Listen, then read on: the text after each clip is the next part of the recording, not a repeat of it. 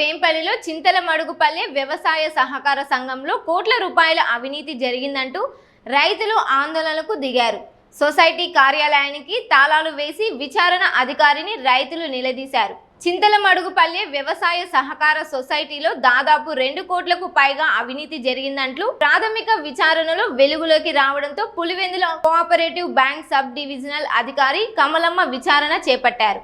ఈ విషయం తెలుసుకున్న కత్తలూరు, అలిరెడ్డిపల్లె, వేంపల్లె, చింతలమడుగుపల్లె గ్రామాల రైతులు పెద్ద ఎత్తున సొసైటీ కార్యాలయానికి చేరుకొని నిరసన తెలిపారు. గతంలో సీఈఓగా పనిచేసిన రామిరెడ్డి రైతుల నుంచి అధిక వడ్డీలు వసూలు చేసి కోట్ల రూపాయలు దోచుకున్నారని రైతులు ఆరోపించారు. పంట రుణాల్లో 9% బదులు 12% వరకు వడ్డీ వసూలు చేశారని, రుణాల రెన్యువల్ పేరుతో డబ్బులు స్వాహా చేశారని తెలిపారు.